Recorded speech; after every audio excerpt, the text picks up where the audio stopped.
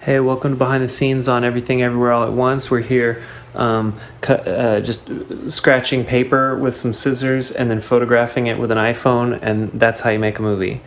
I hope this has been informative. I learned this not in film school.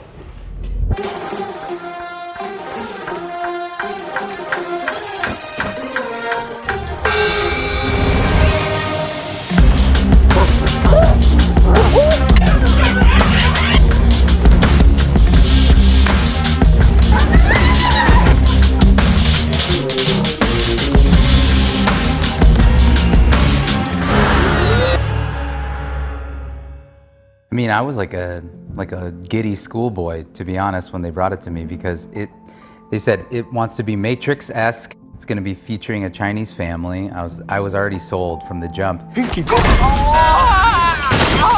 I wasn't scared by how crazy it was going to be. I was very stoked to do it.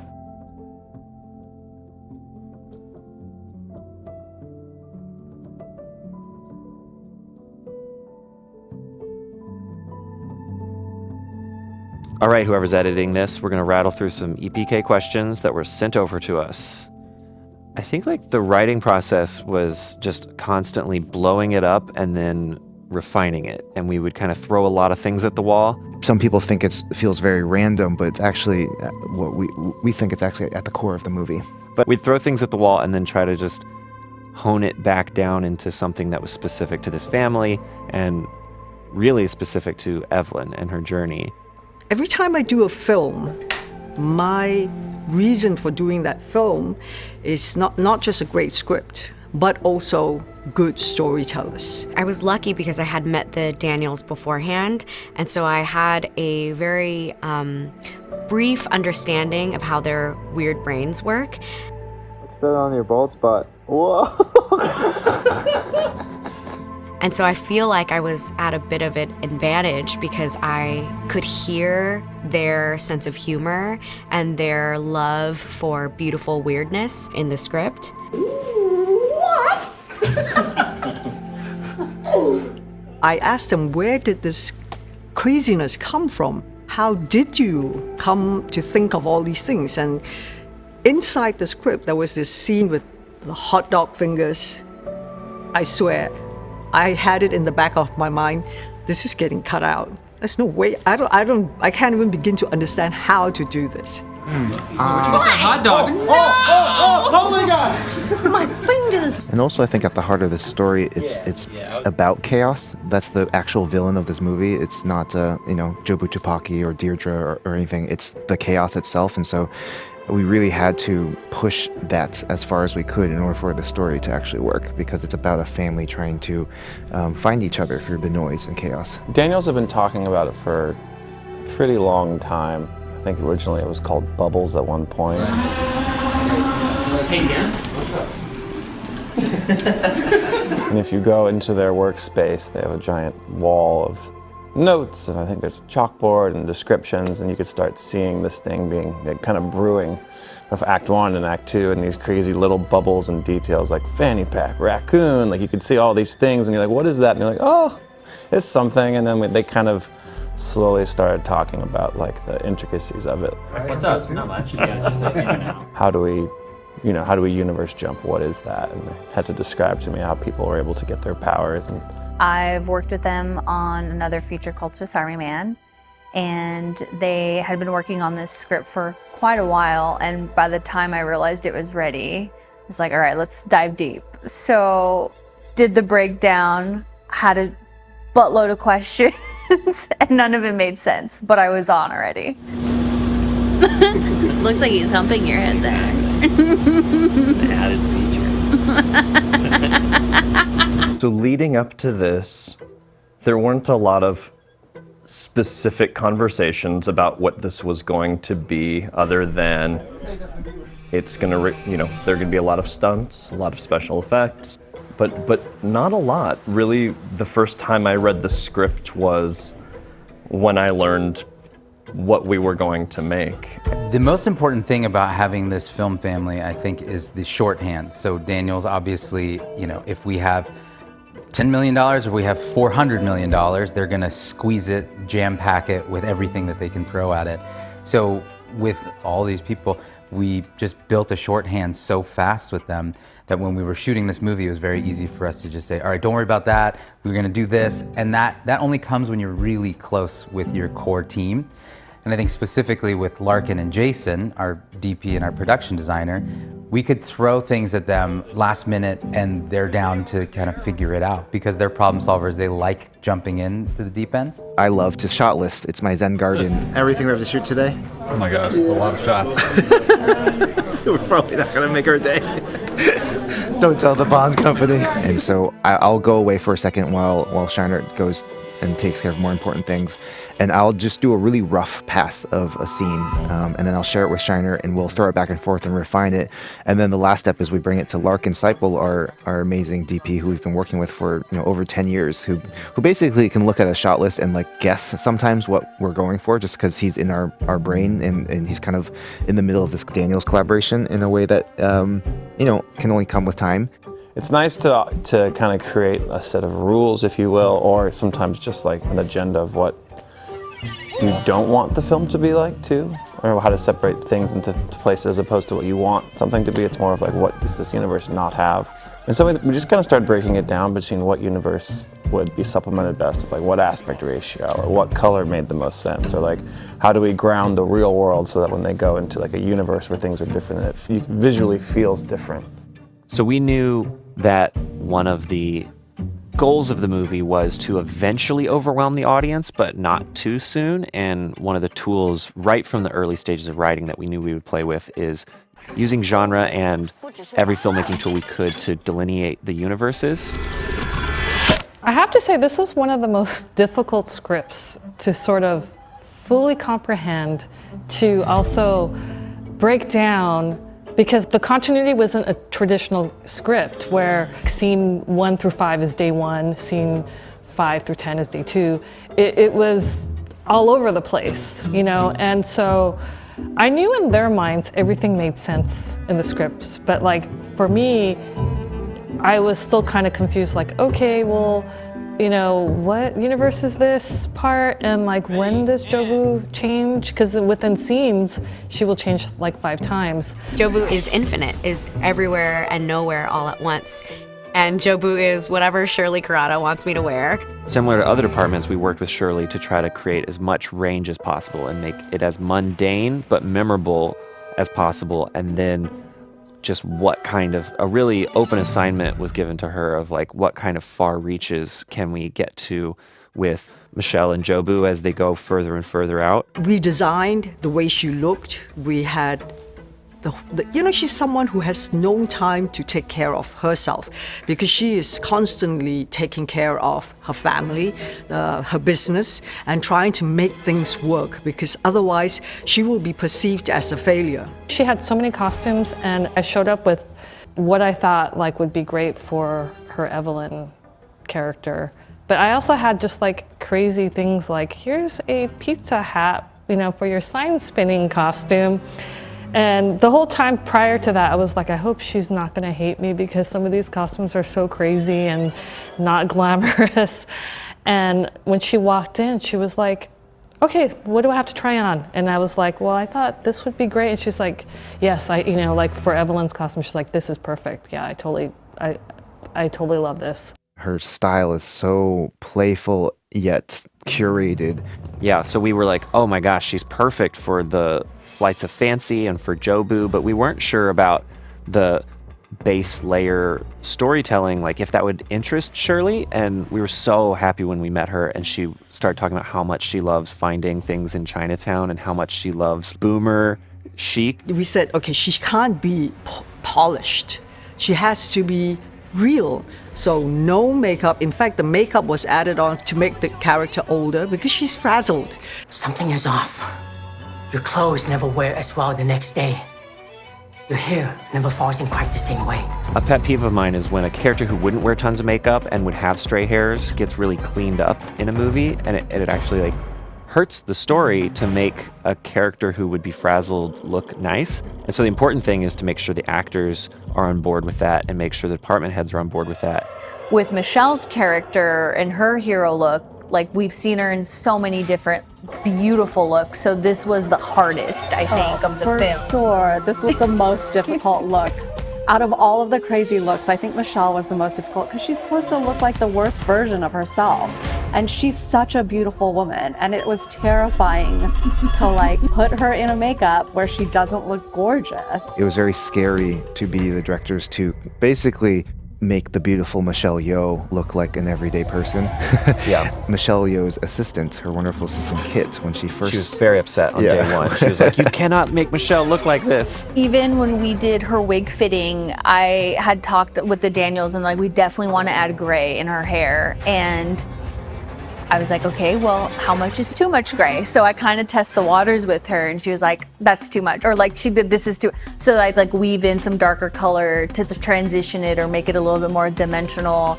And then we found like a happy medium. The first time I saw some of the images, it's scary. It's like, oh my God, did we take it too far? Because I still see myself, right? Because I'm just seeing like snippets of it. Then you step back and you go, good. Because I don't see me. I see Evelyn Wang, and this is how she should be. Of course, she didn't look as glamorous, and that's just something that translated off the back of this script. Like, as soon as you read it, you're like, great, this woman's life is chaotic. She is not gonna have a blowout. She is not gonna have red lipstick on. Okay! I'm back! I was so excited on day one. I was like, Kit, you are wrong. This is what Evelyn looks like. It's so exciting. Every single follicle is hand placed. Yeah. Is that I how love say the it? Daniels so much that I'm doing this for them. No, it's gonna look really cool.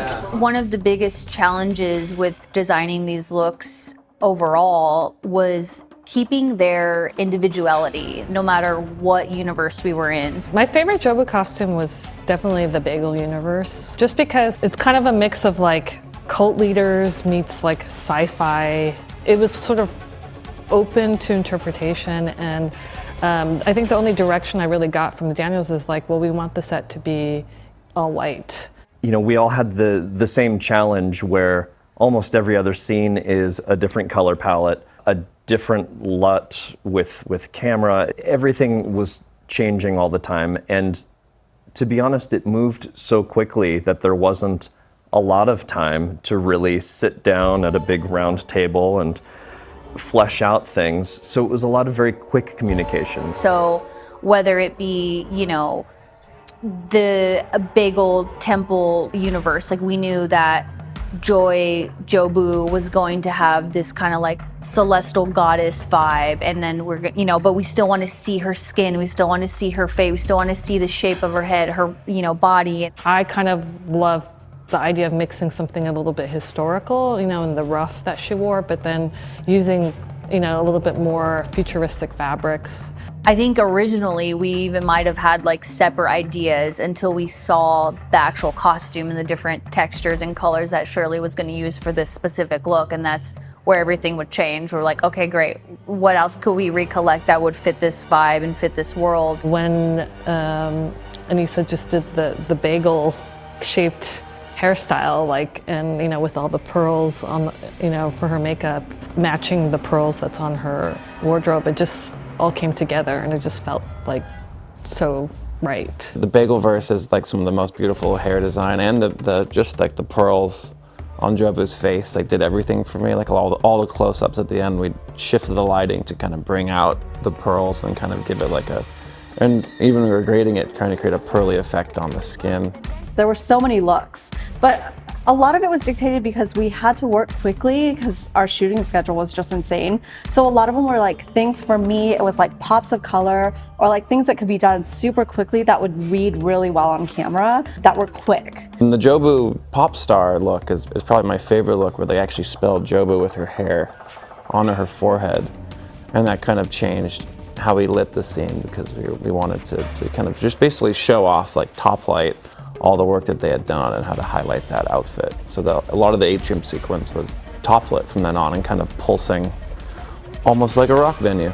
They all happen so quickly that I think that Jobu is like it's almost like a flourish of cards, where Now we never really stick with one Jobu for a really, really long time. It's sort of just like, so. Then we did a flashback. It's her Elvis look. Salsa. Show them all the secrets. Luchador. Golf girl. That's what we're doing today. That's her Alphaverse. That's her fat suit look. The final sequence Jobu look. Hodgepodge. And normal Joy. Normal, beautiful Joy. Honestly, what was so wonderful about all of the actors and actresses we worked with on this film was once they signed on, they knew that they were kind of jumping into the deep end, and they trusted us and trusted the process. That being said, each of them, had a lot of opinions on how they should look in all the different universes. Maybe none more than Jamie Lee Curtis. I think Jamie was really drawn to this part specifically because she was excited to look different and feel different. Oh God! No! It's my job to just be her. So as far as I understood her, I understood my part in the movie. I didn't have to understand the movie to understand her, if that makes sense. That was your idea, right? Well, I think it was just I have to put on a watch. It's organic. I'm going to put it on the right way, though. She picked out that outfit. She even picked out a perfume that she thinks the character Deirdre would wear. Like even all the props that she has in her office cubicle, she brought in a little bag. You don't get one of these unless you've seen a lot of bullshit. Excuse my French. She to kind of just populate it with her own imagining of what this character would be. Jamie Lee Curtis didn't have as many costume changes, but she did show me a costume that she wore years ago where she's wearing these like high-rise stirrup pants and kind of showed her belly, and she's like, I like that. I would like the costume to be something like that where she could just let everything go.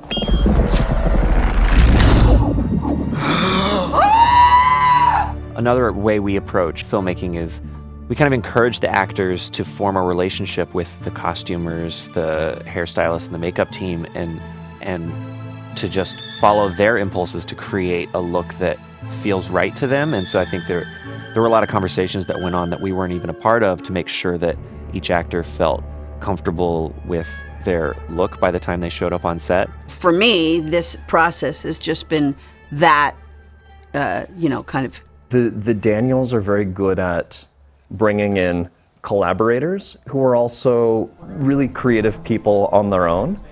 So that happened a lot on this, where there was sometimes very minimal interaction where people would look over and say, that's what you're doing. And I think there wasn't even a conversation a lot of times. That, hair, makeup, wardrobe would see what we were doing, we would see what they were doing, because we're in a small space, and just riff off of each other. With a movie like this that has so much ambition and so many different ways it could go wrong, it was really lovely to have all of these department heads that really trusted us, and not only trusted us, but also saw the movie as an invitation to reveal the strangest parts of them. And so every department head would take this film and basically fill it with their own strangeness. And the wonderful thing about this story is it's a vessel that could hold all of that. Here we are behind the scenes on Everything Everywhere All at Once. We're picking out rocks. We got Jason. We got Dan. We're picking out rocks. All right, great. Thanks for buying the Blu-ray. We like to make it a very fun environment when we're on set. Oh, yeah. Oh, out like this. Like that. So when you have a family, it's close-knit. You can do things that you can't otherwise do when it's a bunch of strangers, because it's very intimate when you're working together. See what happened when you don't do a good job? You get punched by the director. I must have missed that moment. I have to. Slap. It was a slap. They hit us. Dolly, I'll wait for you, gang. Hit you with good notes. And we would do these warm-ups in the morning, and when you have a film family and these friends, you're able to do dumb things and have fun and make it feel like a summer camp. Here we are behind the scenes on Everything Everywhere, just doing a little color grade sesh. Sorry, keep going. Okay, we can go inside. Yeah, what do you think? You think it's a good idea? It's a great idea. That's our cinematographer. He's got it. He's got it under control. Okay, see you next time, Blu-ray fans. And I think from the very beginning, whenever you're making something with them, you're not making something for them, you're making it guys are saying, with them. And so when you're working on their projects, it's not like it's theirs and you're helping them. It feels much more like a group is trying to accomplish something. I was wondering, guys, which slot do you want to go with for the hot dog scene? I mean, I'm liking the pink. And so you get to see all of our different department heads in different ways put their personality into this film, which is why it has such a specific idiosyncratic mix of tones and genres. And you know, it was up to us to make sure that it all somehow maintained a balance. Hey guys, quick question about start working on Jobu Pinata and wanted to make sure the candy drop mechanism is good. There's basically a pin in the back that can be pulled out with fishing line, and we'll show you what that looks like dropping the candy. 1, 2, 3. Let me know if that would work. Filmmaking jazz is a wonderful way to describe exactly what was happening. So it's so smooth. Is it on rollers? What is It's on rollers, and there are people over here pulling it on cables. That's exactly what it was. People would take solos and, you know, jam a part and riff on it and look over to the next person. They'd pick up where that person left off and bring their part into it. But it really did feel like that, where it was just it was a very smooth but fast-moving machine. Just ask them what we're doing. I'm not going to do it. You should ask someone else to explain the scene. Yeah, I mean, we've only got like 16 more setups to do in the next hour, so like we figured we'd come over and talk to the BTS because it was a good use of our time. You know, this only costs like $300, this conversation. We knew we had to find one location for this film. That was the only way it was going to get made, because there's too much going on for us to even consider moving production to a different location. We actually had scouted this building, which used to be an old mortgage lending firm that closed down in our previous recession. But it was still kind of just open, and I think I had done a commercial or two there, and people had shot there because the atrium's kind of silly. It's kind of vintage. Most of our scenes take place at this IRS office, so the thought was, let's find a business park or an abandoned office building that we could shoot all of our IRS scenes at, and maybe a bunch of other stuff. And we scouted it, and at first we thought it was too big and too intimidating and that we weren't going to be able to pull it off. And then we started looking at a ton of other buildings around it, and by the end of it, like a month later, we were like, I think that's our only option. And then we had to get Jason Kasvardi, our production designer, on board, because it was a tall order for Jason to be like, we need you to cover 300 cubicles and make them look like people work here.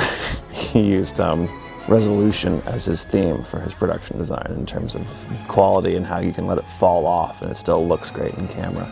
So a good example of exactly what you're talking about, where the quality of the world we're building is decreasing the further away from camera it is again in the IRS building.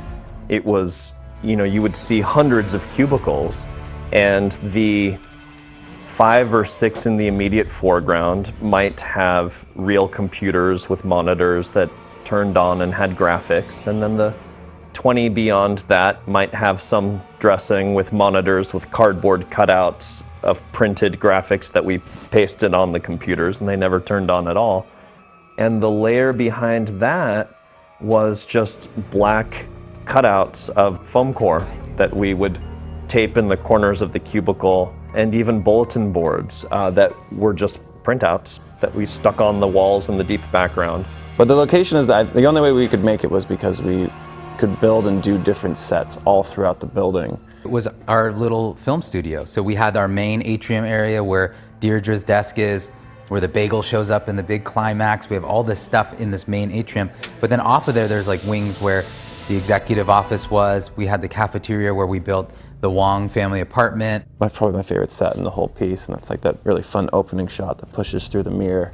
I was really excited to do a low ceiling in there, which you don't see on a lot of built sets because they're difficult to light. You can't remove the roof panels easily without immediately seeing there's a roof panel missing to blast light through it. But it was something I was excited about, and Larkin was happy to work within those confines and light that set, you know, where we could still see that popcorn ceiling. But one of the things we got to do is we got to just say, all right, there's no trailers outside. that we just have these corporate offices, and each one of these offices are going to be where the cast hangs out. So when they weren't needed on set, usually everyone would just hang out on set by monitors. We had a very fun monitor culture. And more importantly, when we didn't make our day or if we missed a shot, we could then send B camera running across and go shoot a pickup of, you know, Evelyn putting on her shoes in the wrong feet, or like an insert on a sticky note. A lot of the shoot eventually just became picking up shots. Early on, we knew this movie was going to be a roller coaster ride through genre, and one of the benefits of that is every audience member has a built-in understanding of genre language, even if they can't articulate it. So when they see a certain aspect ratio and certain color treatment, you automatically know, oh, we're in a romance, or oh, we're in a sci-fi film. And so we worked really hard with Larkin and our colorist, Alex Bickle. And early on, before we even started shooting, basically they started testing out all these different looks and different film grains and different lenses to kind of recreate so many of the films that we loved, or at least imitate so many of the films that we loved in a way that was distinct and yet still artful. We had actually looked at a couple of references of intercutting between different worlds or different aspect ratios and how jarring that can be, and we ended up loving it. They liked the idea that no matter what happened, you still kind of followed the story, even if the visuals were kind of actively fighting against you to some degree by going from like 4:3 to anamorphic, then back to 16:9. No, it was really exciting to be able to like have a great idea for one universe, and I'm like, okay, was that the right universe? Did I burn it there? Should we save it for a different universe? I think like early on we knew we wanted to differentiate the universes using different film languages, but it was through talking with Larkin and prepping the movie that we started to lean more heavily into our favorite films as opposed to kind of what could have been more spoofy. It's the idea, not normal, it's the idea that you can isolate it. So when we're grading it, we can warm it up or shift it more yellow or golden, or we can play around with it. We know the strengths of our collaborators, and so Daniels actually wrote the movie to bolster the strengths of our collaborators. So think about Larkin. You know, he is a film buff, but he also knows toys. He's so well equipped with just cameras, lights, how to do these things practically, that he really loved the challenge of thinking, all right, let's play with frame rates, let's play with different color schemes, let's set a really cool look with our colorist so that we can really say that's the red universe, this one's green, this one's white, and we can really build out this look. I can't quite remember how many universes we had, but there were some that were, you know, felt like they were just 2 shots, like the Ode to 2001 with the hot dog finger monkeys.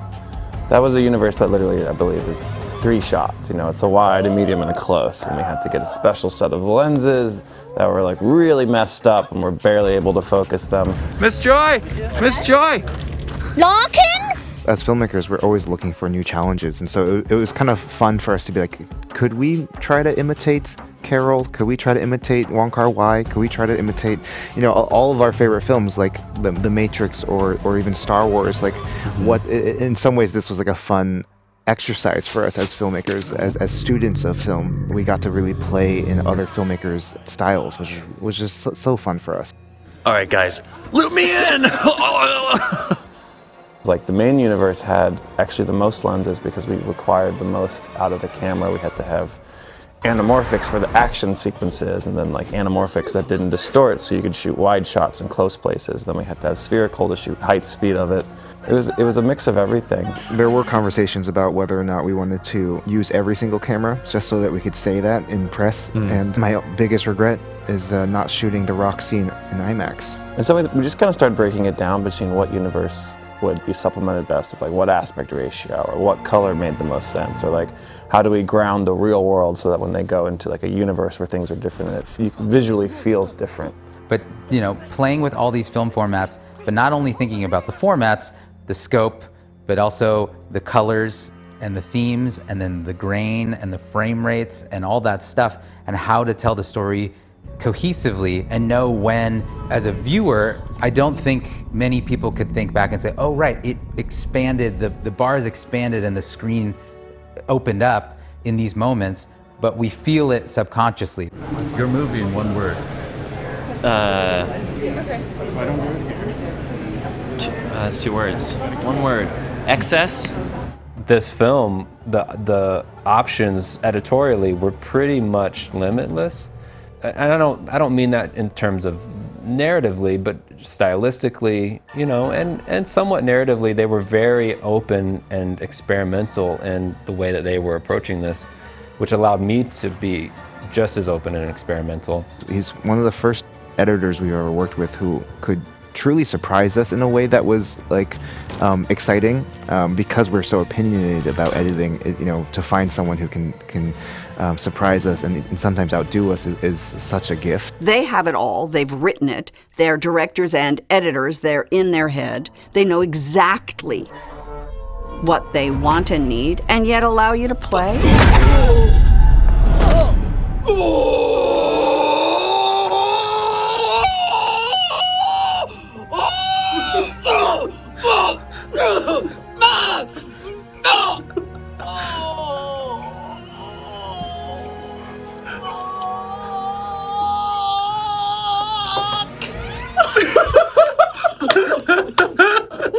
We're gonna have to open up the edit, you know? We gotta figure out how to use all that. The real challenge of editing this movie is that Daniels wrote it for an intense edit and shot it for a very intense edit. It was a massive feat to get to edit that film. At the same time, it's all in the script for the most part. A lot of these shots, you think about it, it whips in and whips out. So you're turning, an actor's gonna turn out and the camera's gonna go this way, and then the next moment you're back in. You can't really edit around that, right? So there's a part of it that Daniels really had it in their heads. 3, 2, 1, go! Ready and go!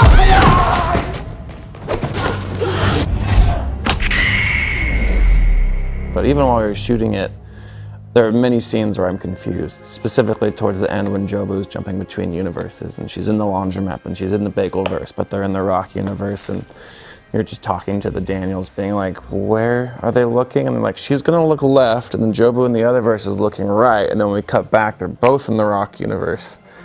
And you're like, okay, so just tell me which way you want them to look, and I'm gonna pretend that I understand what you're saying.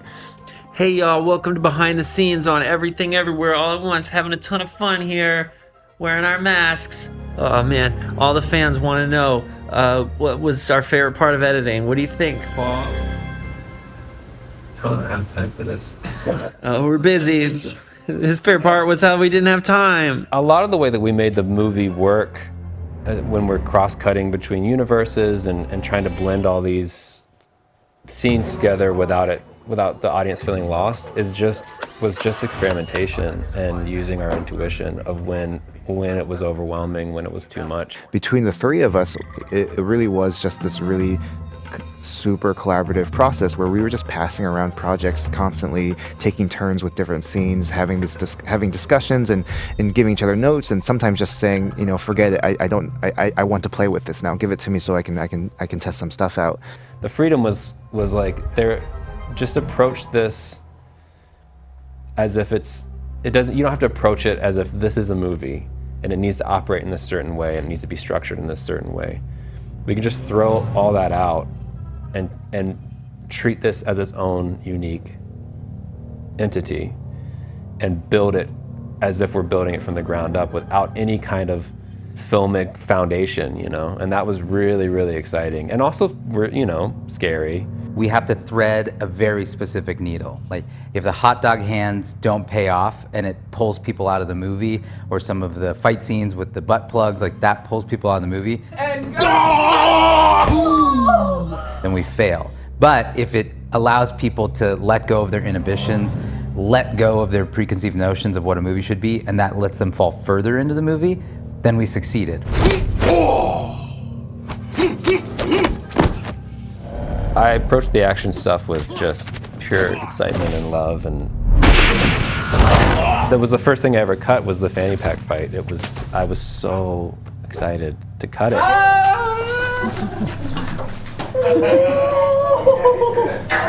When I auditioned for this role, they asked me specifically, do you have any martial arts background? And I said, yes, I have a black belt in Taekwondo. And as you know, Taekwondo uses a lot of punches and kicks. But guess what? The fanny pack uses none of that. You know, it's very Bruce Lee-like, you know, nunchucks and all of that. And I was so excited to show it to them.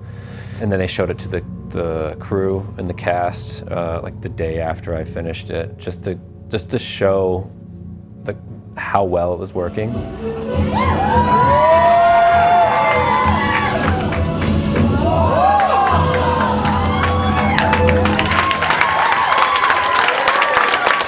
And I just thought, I mean, it was incredible. And we're so lucky that Paul is a smart, intuitive, and patient editor, because we had to spend about a year honing just how chaotic to make it and how far can we push certain scenes, but a lot of it was how far can we pull back certain scenes and keep the audience on the train tracks. That involved a lot of little test screenings and a lot of late nights kind of discussing, you know, this scene feels good, but in the context of the movie, I think it's pushing people off the train tracks, and I want you to be enjoying yourself until we want you off those train tracks. And it's funny because while we were shooting the movie, the Daniels kept saying, guys, don't forget, we're shooting a family drama. This is a family drama.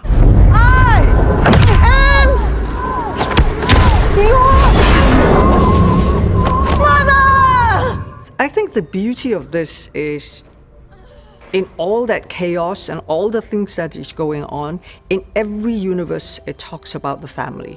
I think one of the things we really wanted to make sure of was that the family story never got washed out by the big cosmic sci-fi action movie. The balance between that core family story and the emotional story of the film and the just like bombasticness stylistically of everything else and the insanity of the different multiverses was what we spent most of our time figuring out in the edit. It was always there. I mean, I remember from the first rough cut, we realized that we had that family emotional story and it was hitting and people were feeling it. The Daniels have a very uncanny ability to make very beautiful, heartfelt, dumb, sweet things that are funny, hilarious, grotesque, and also have so much heart. Even in a stupid, stupid universe where we have hot dogs for fingers, we get very good with our feet. I mean, there's been several moments where I'm reading reviews or I'm talking to Daniels or talking to Key and Michelle, and we just like, it's so emotional. We're all all constantly crying because it just feels like this very, very special moment that we're in.